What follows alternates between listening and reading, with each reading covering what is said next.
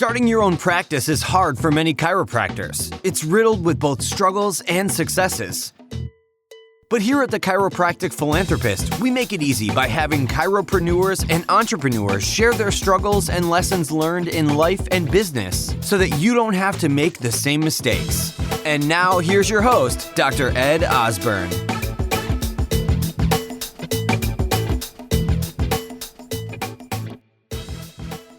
How amazing would it be if you could practice because you want to, not because you have to? Learn how to improve your cash flow and increase your passive income now. Go to moneyripples.com or find their podcast, The Chris Miles Money Show, to learn more. All right, welcome everyone to the TSP podcast. Ba-ding-ching. What's up, Dr. Ed? I love it. How's that for an introduction? That's so awesome. Today I have an incredible guest, and that is actually Dr. Stanton Hom. There it is. Okay, there we go. Okay. I was just saying before we started, I butcher everyone's last name. Oh, don't be offended. I'm not at all. Story of my life. I've been really, getting to know you better, probably over the last, 5-6 months even. Yeah. But I knew of you before that. We've communicated in the past. We're all friends. Every chiropractor has 5,000 other chiropractor friends on Facebook. Of course.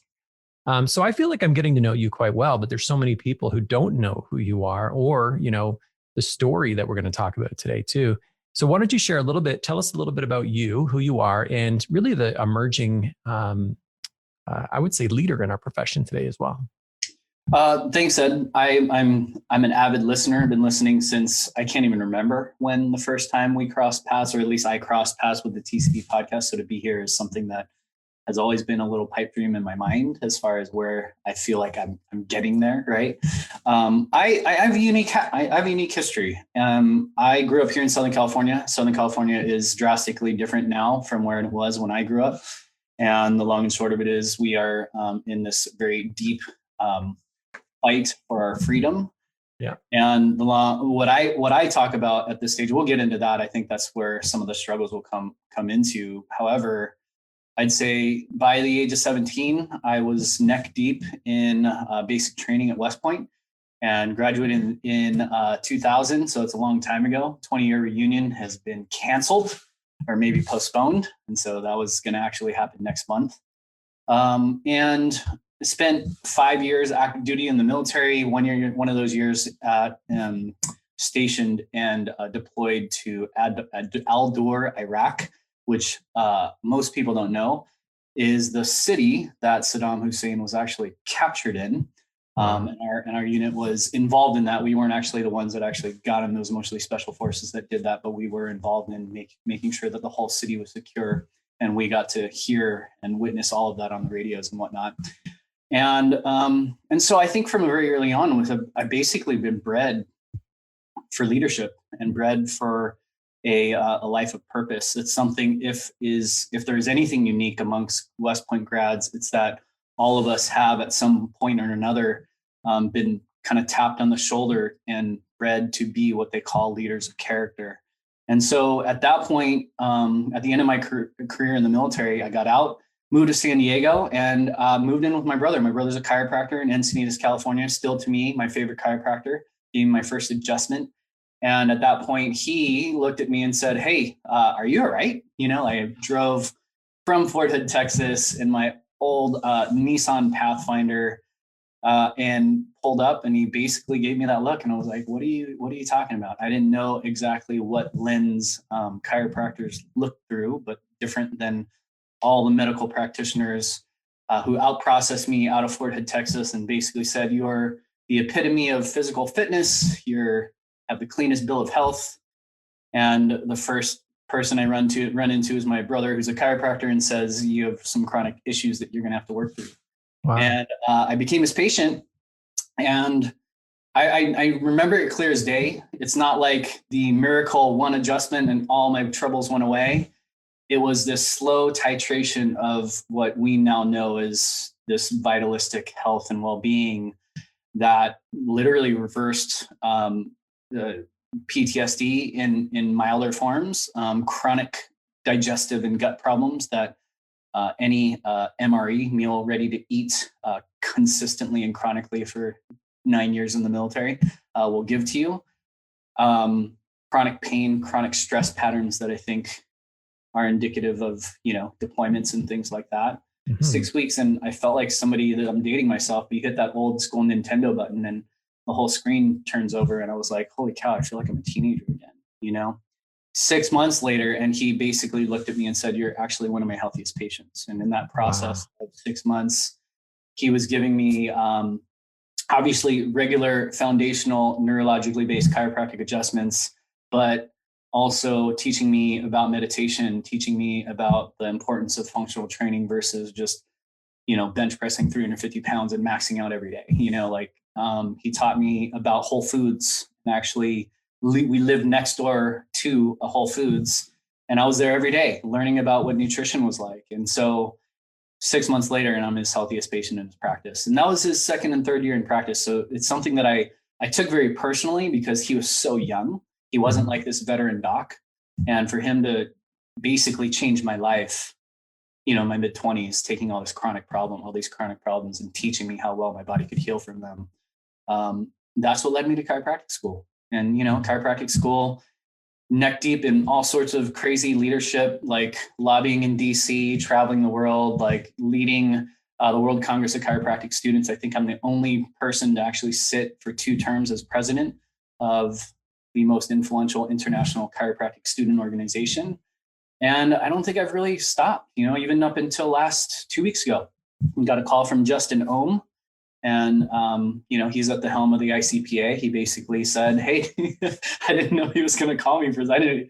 He basically said, hey, you're our latest diplomate, and so all those dominoes and, culmination is that we're, one of 67 diplomates in pediatrics and prenatal chiropractic care.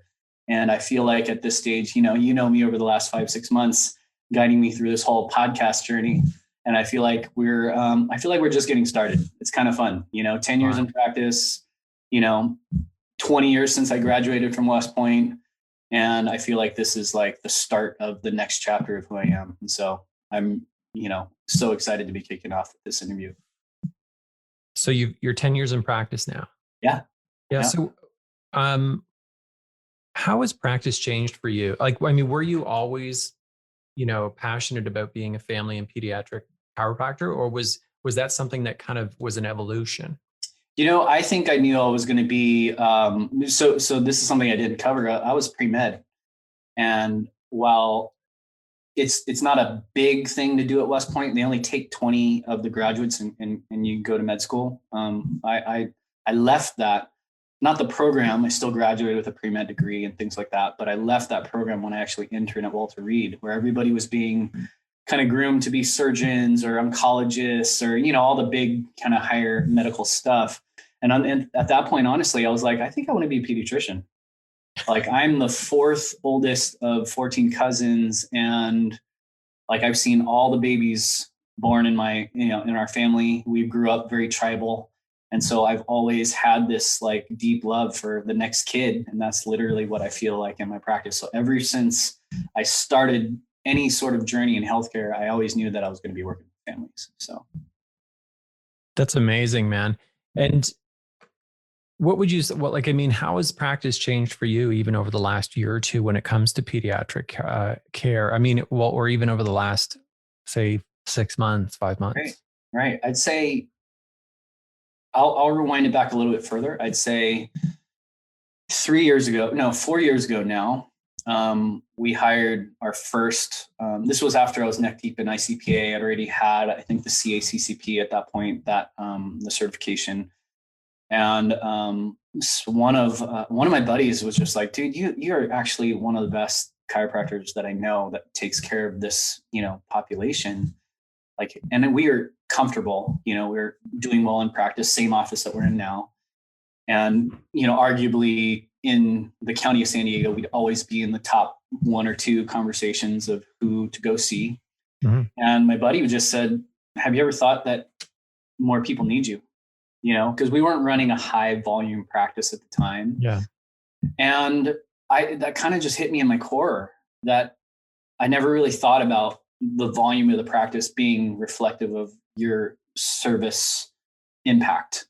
And I think that's something that I had a mental block on before because I was a younger associate chiropractor in higher volume practices. And for all intents and purposes, I felt like some of those practices were seeing a ton of people, but they weren't impacting, in my opinion, the heart and the souls of people in the way that I love to.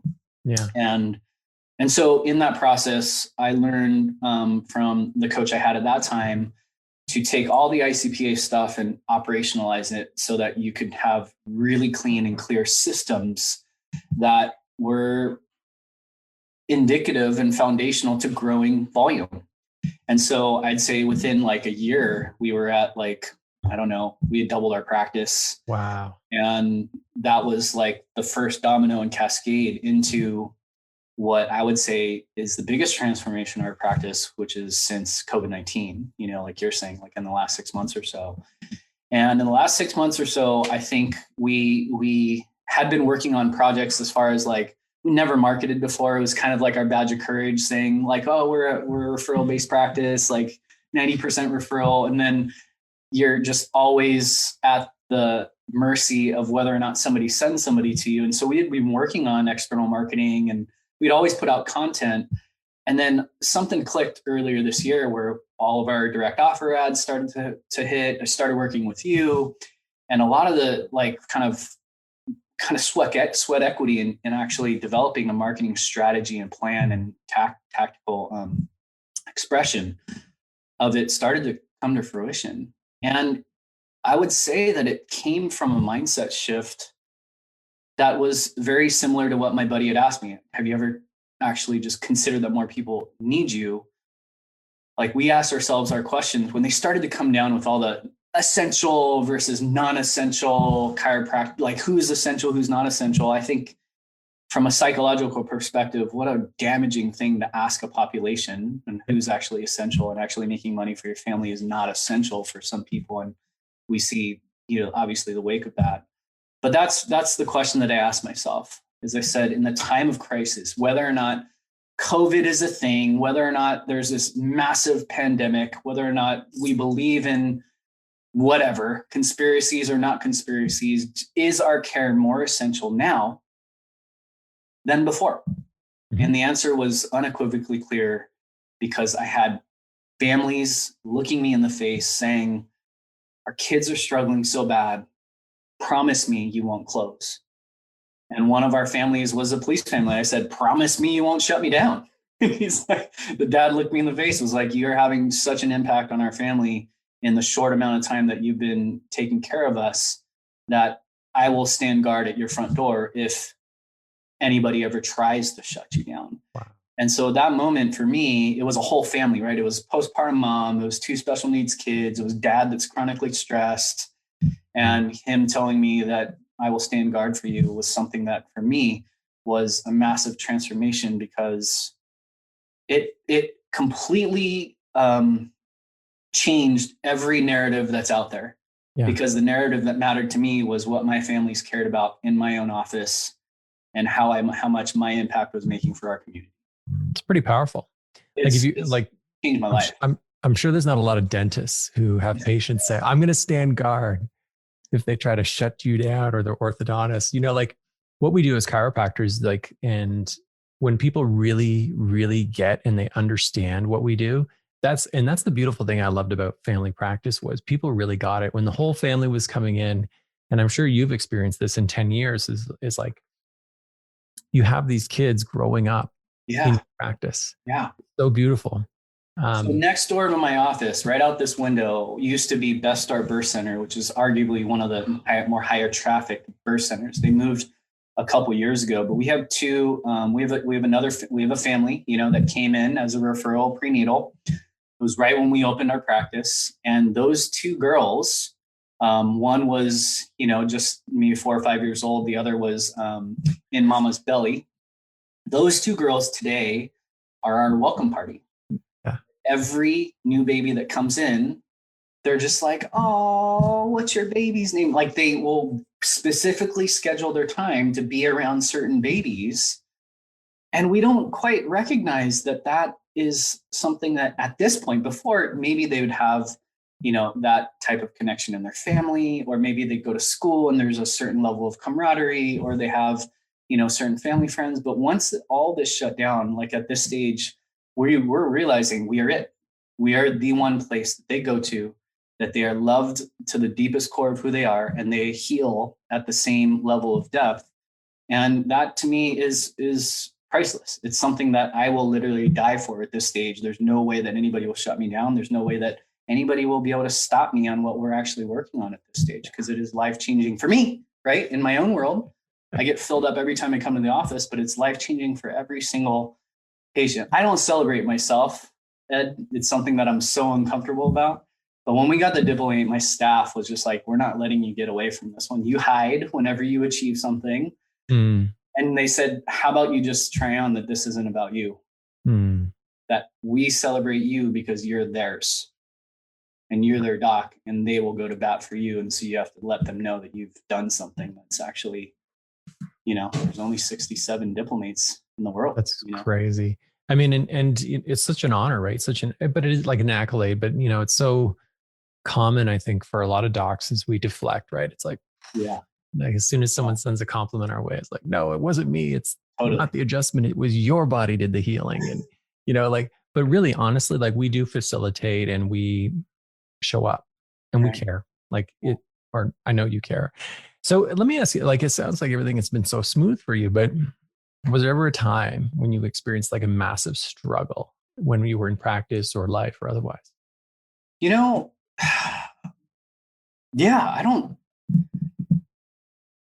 It's something I think about a lot, right? I think about just the concept of questioning your mortality, like, have you been through something that has challenged you so badly that I think what I love about what you have as a part of this whole conversation is that the value comes from whatever that struggle is.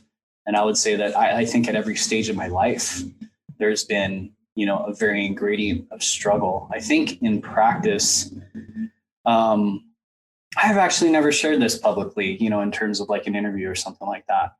But early on, my wife today, the mother of my 13-year-old dream of my life, Alana, my wife, Victoria, was actually my first CA. Really? And when we started dating, it was crazy, man. Like we knew, like at that point, like we have to like be very cautious and things like that, and separating business and never bringing things into the office. But one thing that I experienced that I think is totally indicative of a lot of the success that I experienced today is we got attacked, but I got attacked by a lot of the people in our birthing community. And it was this weird kind of energy where it was like, the number of, how do you say this? False accusations, people saying like, I'm sleeping with my staff, I'm this, I'm that, words like you're a male predator, people in the community who I've literally gone to bat for in so many ways, saying things like, you should be on a, like that sexual predator, like if you're or something, like literally like these actual like rumors started to spread about me in this community. And it's a community that I'm still in. It's a community I still serve. It's something that I live for and I will always support. But people that I went to bat for and actually like would live and breathe for, it was like something happened, and it was all only because like I now have a amazing family and a beautiful wife. And I was accused of all these things in the beginning. And so that to me was probably the biggest struggle that I've ever faced while in practice, and that chiropractors were always worried about what people think, Yep. And then at some point, I'm not saying everybody runs through this, but I think I got attacked in probably the biggest way that you actually can as a human being, and maybe as a man in a demographic and a community of patients when you're taking care of women and children. That was probably the biggest thing that I've ever faced, as far as like really on some days not wanting to go back to the office, like having patients that are shared with these other practitioners, and you're like, and them asking you directly about certain rumors that they're hearing. You're like, dang, like people are saying that about me? Like, that's crazy. And they're just like, that's crazy. Like one of my patients that just left, she was like, she's somebody I was at her home birth. I was at her home birth. That's how we actually met. And she's still in my practice. And she, like, every once in a while, she's like, remember all that stuff that was going on before? That was crazy. And I was like, yeah, that was crazy. That was something that I didn't know that I was going to make it through, you know? Yeah. Well, thank you for sharing that. I know it's, and I wrote this down, is the value of struggle. Yeah. It's like, whenever people come on this podcast, I always ask them, like, have you ever had the shit sandwich? But I've never really thought, and I always like, there's purpose behind the struggle. It's like, what did you learn and how did you apply it? But honestly, like it is really, and I'm maybe appreciating it more now for myself even, is it's like those struggles are what gets us to the next level. Like I would say that, like, prior to that, like being shot at, while you're in that's a pretty big one too. Huge. But when you actually feel like you're going to die, like then you can actually get through a lot more other things because you probably face the worst thing. And then when somebody attacks your character, like that's another thing. And then at this point, like people ask me all the time at this stage, like even with the podcast that's coming out, like they're like, why do you want to be so vocal about health freedom? Why, they get it cognitively that we need to get the message out, but they also say like, how do you do it? How do you do it and not feel like, people are going to look down on the profession or people are going to look down on you. And I think at this stage, like, I don't think it could get worse. I don't think it could possibly get worse than actually saying to somebody, like, you should be on the child molester watch list while you take care of children. I don't think it gets worse than that.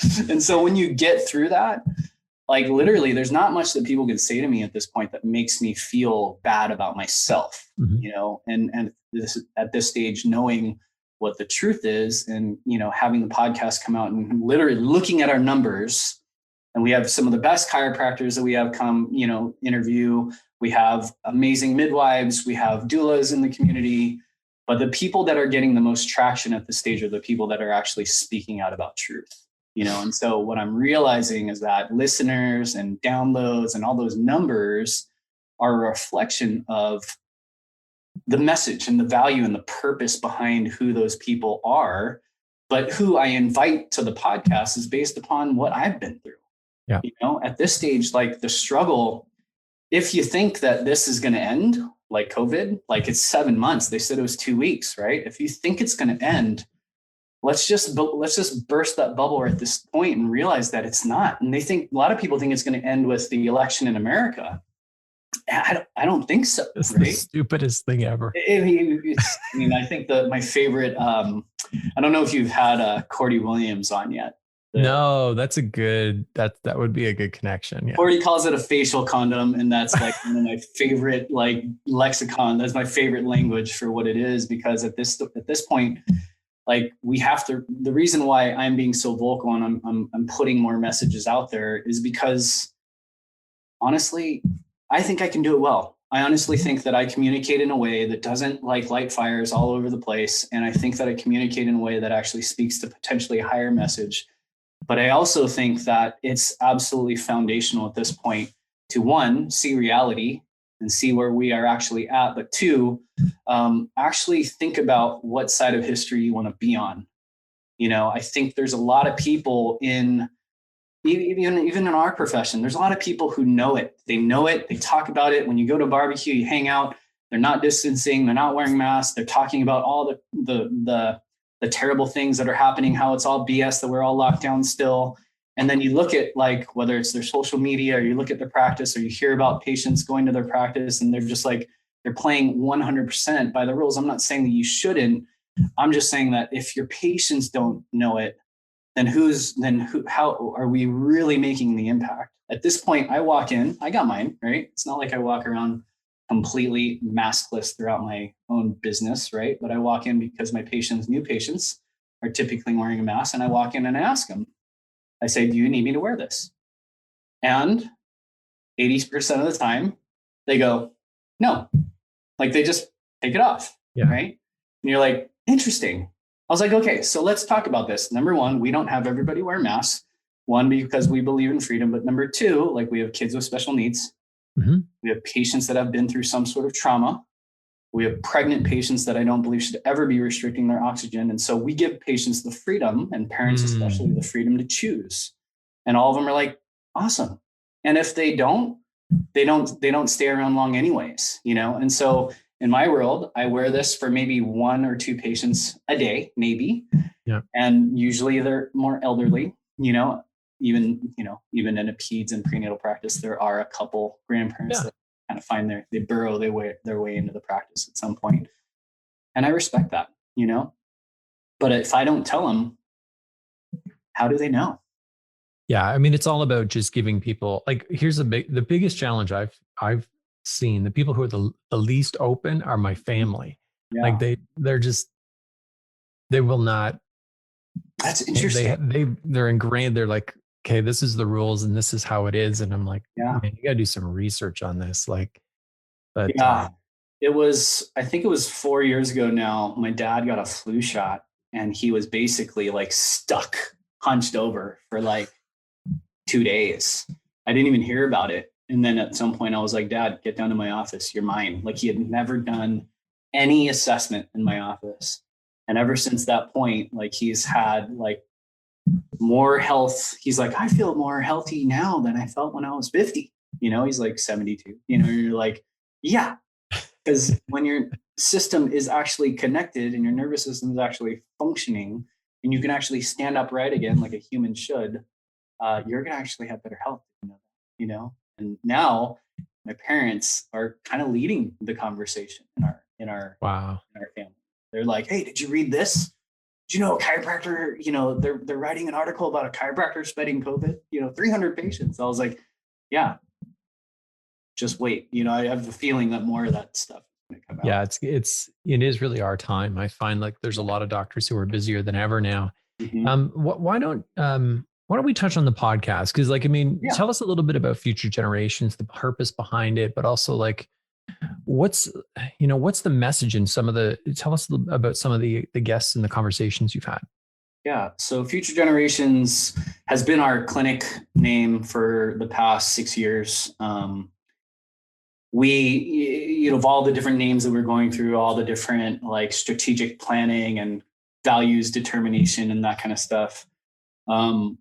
It came down to like all these different names, but I just stuck on Future Generations. And it actually came from just being a big time follower of Bruce Lipton, you know, where he talks about our choices. And he talks about the epigenetic imprints of who we are today echoing into the future. The data says sometimes 13 generations. And so for me, everything in our practice has been about how do we help people get to a place where the choices and what they're doing today is going to echo into the future in the best possible way so that the world that they are living in, one, in their own bodies, but two, in their own communities, is drastically transformed because they actually know what having a fully connected nervous system is and having wildly vibrant health. And the podcast spawned, you know, I think out of need in some respects, because I think you posted something that said, many of you maybe feel like you got caught with your pants down, you know, or like that was an early post that you had where it's just like, well, shit, I'm stuck in my brick and mortar, right? So there was a little, I would be lying if there was no self-serving aspect to it of understanding that there was a way that we could actually digitize and scale our business beyond the 4 walls. Mm-hmm. But it closely, like as COVID was picking up steam in terms of like the lockdown, the fear, every message, I got so tired of communicating to my patients and saying, like, guard your heart, guard your mind. Fear is actually the one way that you're the most vulnerable, whether you believe in this virus or you don't believe in this virus. Fear is the one thing that I need you to guard yourselves from. And what came out of all of it was just realizing that a podcast would be one avenue to actually continue to spread a message that could actually get globally. One of my favorite things that I like doing is going through Libsyn and going down to the map and seeing how many countries have actually listened to the podcast. Cool? And you realize like if it were BJ Palmer or if it were any of those kind of pioneer chiropractors, they would be doing some sort of podcasting or some sort of social media strategy at this stage to get the message and the principle out. And so our podcast has 3 focuses. Number 1 is self-healing, but obviously 100% biased and always going to be focused as a chiropractic foundation of that self-healing. But I plan on doing, when it becomes relevant again, potentially biohacking or breath work or all these different like kind of catchy things. I may. The second is natural living. And the reason why I mention it in that lens is it's both like we've been doing in our practice, pregnancy and birth. Mm-hmm. Amazingly huge advocates for home birth or the midwifery model of care and taking care of those babies and those kids so they express their wildly vibrant potential, right? And the last theme or the last focus is health freedom. And most people don't know this about me.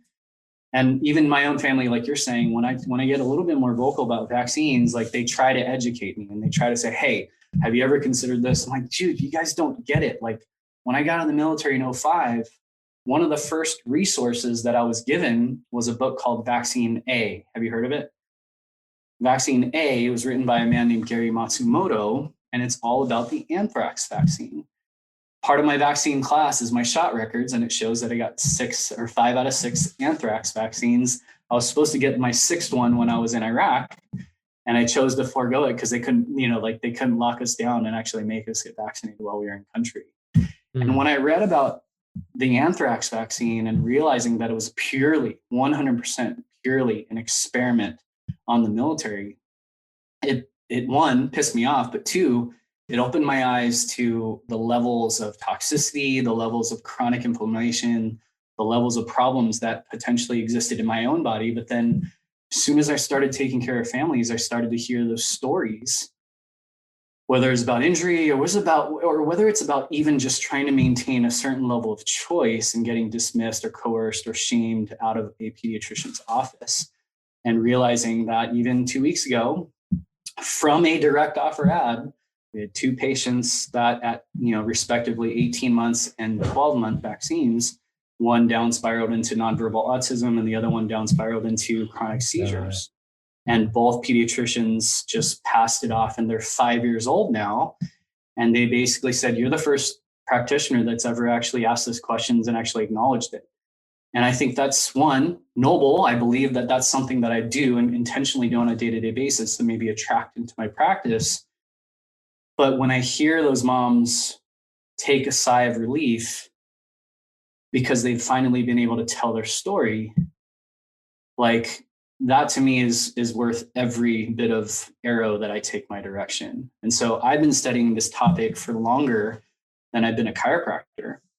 And so I consider myself, I'm not going to say that I'm going to publish studies and research on vaccines, but I will say that I'm freaking well read.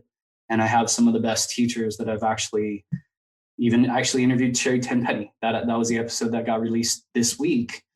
And in a 1 week span, she has more listens than almost every other episode that we have. The only other one that has her beat so far, and it's kind of humbling because she beat my intro, my origin story one. She beat my vaccine class. But Mary Holland, who's episode 5, is a lawyer who's been in this fight for health freedom for decades. She is now the general counsel for the Children's Health Defense, Robert F. Kennedy's nonprofit. And she like basically lit the whole podcast on fire and basically talking about her upbringing. She's American, but she was raised in the totalitarian regime in the Soviet Union. And so she knows what communism is. She knows what totalitarian police states are. And what's interesting to me is having a future generations and having a cute logo with my, a smock of my daughter with a cute little earth inside. The episodes that are getting the most attention at this stage are the ones that are actually talking about health freedom, which is something that I believe I wanted, and I think that's important. But I also know that it's a much needed void that's out there that I wish more of us spoke out on. Yeah, I mean, so I'm just adding some, what I'm doing is actually firing the resources you're giving here onto the Facebook in the comments as we're talking. So yeah, this is incredible, like conversation, because, the power of podcasting, right? Yeah. We have someone in our group just messaged yesterday, and he's like celebrating. They just hit 100,000 listens in 3 months, 4 months, maybe. Yes, man. Which, like with 30 episodes, imagine doing 30 recordings. Insane. And it's just monologues. Yeah. And he's like 100,000 people listen to it. That's amazing. It's so great. So I just don't understand. Well, maybe I used to say I don't understand why more doctors don't do it. I can understand why. Not everyone, it's not their bag. I get it. It's not their zone. But I can totally tell that, I totally resonate with like when you're like, hey, this is what BJ would be doing. And he would be doing a lot more. He'd probably be an Instagram, less celebrity. But so let's discuss like a resource. Like if there was something that you could say, like every doctor right now who, and maybe it could be any chiropractor, but anyone who's like a family pediatric practice doctor right now, what is something that they should be doing right now or including in their marketing today to help more people, more families? That's a tough question. One thing I would say is having a clear message. How do I say this? I say this in the practice every ROF. And I usually tell my patients that, honestly, this is the most lame thing to actually say, but this is something that I think if people use it the correct way, that I think they will actually transform their whole practice, right?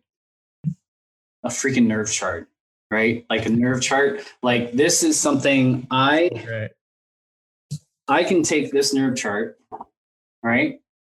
And I could probably teach a grad school course off this nerve chart, right? And one of the things that I think that I do incredibly well is that medicine saved my life 3 times. And so I'm not ungrateful for that, right?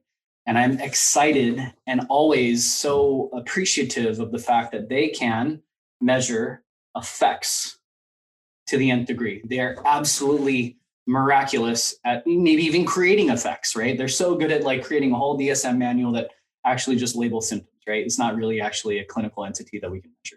So they're great at that. And when it's life-saving, we should be absolutely grateful and always appreciative of the model of care. Mm-hmm.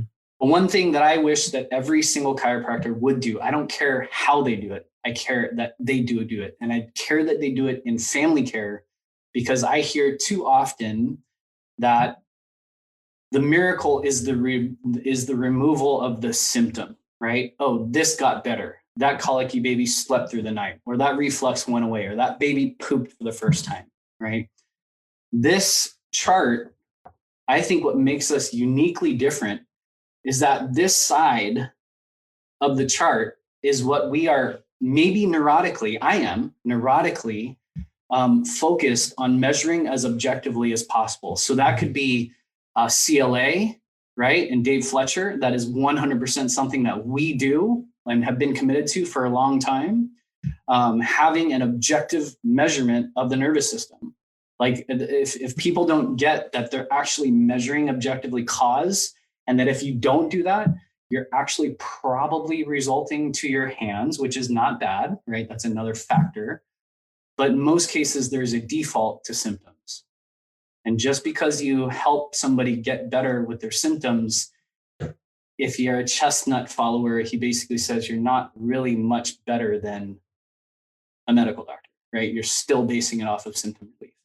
It could be x-rays, right? Digital x-rays. We x-ray after the age of 5. And why did we do that? There's no data that says you should. There are chiropractic organizations that say you should never, right? X-ray kids. And so we got our x-ray unit and we started to x-ray every kid. And we started to go back from 18, down to the, teens, pre-teens. And I just looked at cervical neck curve, right? Mm-hmm. Loss of neck curve is phase 1 degeneration. It's the first start. It's the initiation of the degeneration cascade. And we saw a line, and this may be different for other practices, but we saw a difference between 6-year-olds and 5-year-olds. I don't know exactly why, but my hypothesis, maybe it's kindergarten, who knows, where they start sitting for multiple hours out of the day, out of the week. And we saw a significant change in the percentage of kids in our practice that had loss of neck curve. And if you haven't checked a child for a loss of neck curve via x-ray, I think you absolutely should. Because if we know that it starts that early and no one addresses it until they find their way to our office in their mid-20s or 30s and say, yeah, somebody told me I had something wrong with my posture one time. Like, that's kind of like going to the dentist for the first time at your 30-year-old birthday and saying, yeah, like, check me out, right? And the other is just, something we do in our office, which objectively measures as well, is just a functional age-appropriate exam.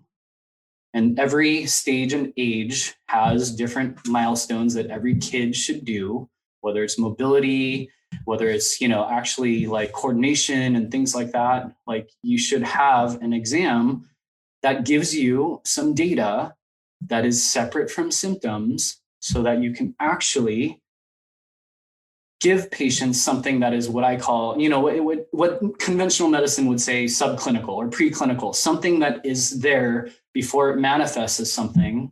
Mm-hmm.